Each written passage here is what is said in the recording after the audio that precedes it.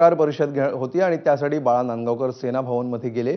यावेळी त्यांनी सेना भवनच्या पायऱ्यांना नमस्कार केला। इतक्या वर्षांनी सेना भवनात गेल्यानंतर बाळासाहेबांच्या आठवणींनी बाळा नांदगावकर भावुक झाले।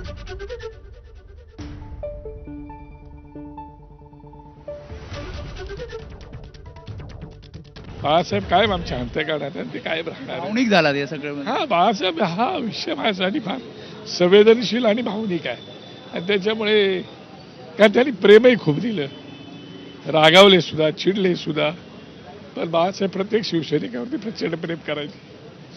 दोन भाऊ एकत्र आले त्या दिवशी मी आता पण बघितलं या दीपोत्सवाला सुद्धा तुम्ही तुमच्या भावना तेव्हा पण दाटून आल्या होत्या की दोन भाऊ तुम्ही गुच्छ देत हो हो नाही त्यावेळेला तर दोन भावांनी मिळून मला एक गुच्छ दिला। मी उद्धव साहेबांना दिला होता। उद्धव साहेबांनी वेळी बाळा नांदगावकर म्हणायचे की दोन भाऊ एकत्र आले पाहिजे, दोन ती माझी भावना होती आणि आज ती भावना प्रत्यक्षात येते त्याचा मला आनंद आहे। तर दिवाळीला हिंदूंच्या दुकानातूनच खरेदी करा या संग्राम जगतापांच्या वक्तव्यावरून वाद झाला होता।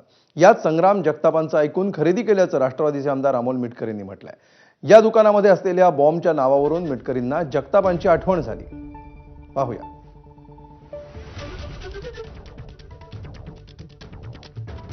अलीकडे आमच्या पक्षाचे एक सन्माननीय आमदार आहेत, माझे मित्र आहेत चांगले, संग्राम जगताप यांनी एक वक्तव्य केलं होतं की हिंदूंच्या दुकानातूनच फटाके खरेदी करायचे आणि मग मी मध्यंतरी क्रॉफर्ड मार्केटच्या सुप्पा व्हायचा एक व्हिडिओ ट्विट केला होता, त्यावर मला मग ट्रोलिंग केलं त्यांच्या काही तुकार कार्यकर्त्यांनी।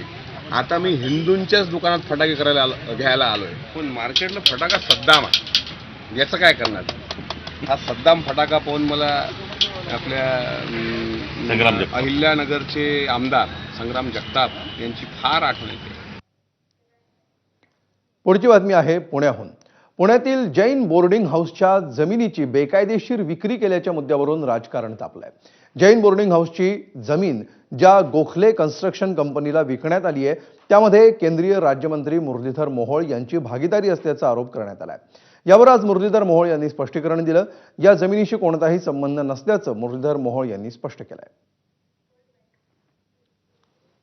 23 साली मी आणि विशाल गोखले यांनी मिळून एक LLP केल्या दोन्ही 25 नोव्हेंबर 2024ला मी ह्या दोन्ही LLP मधनं बाहेर पडलो। 16 डिसेंबर 2024ला त्यांनी हा ट्रस्ट ही जमीन विकसकाला द्यायचा निर्णय घेतला। जे विकत घेतलं गेलं जमीन ती घेतली 8/10/2025ला।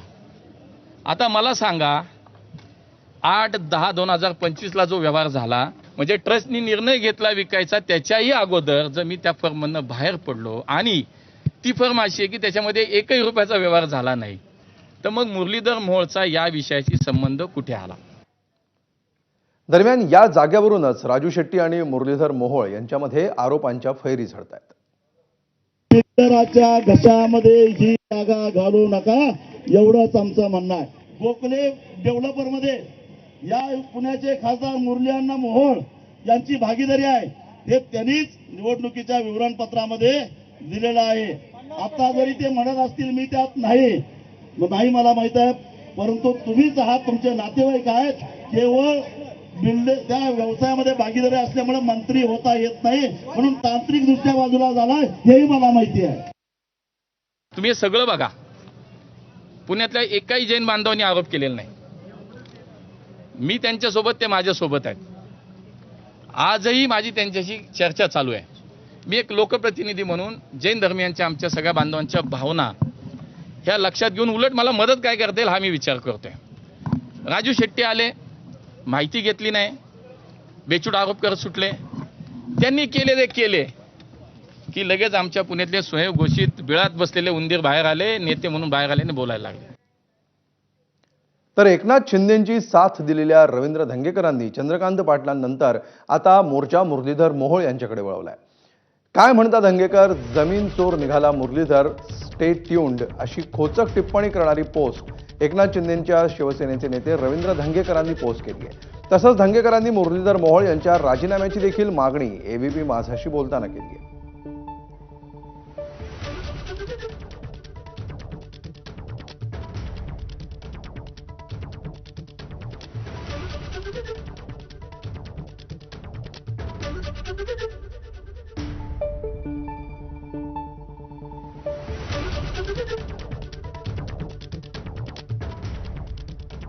आणि त्यामुळे आता रवींद्र धंगेकरांनी ही सूचक पोस्ट केल्यानंतर पुढे त्यांचा पवित्रा काय असणार, ते याबाबत आणखी काही नवी तथ्य समोर आणणार का, याकडे सर्वांचं लक्ष आहे. पुढची महत्त्वाची बातमी, बुलढाण्यातील संजय गायकवाड वापरत असलेल्या 1.5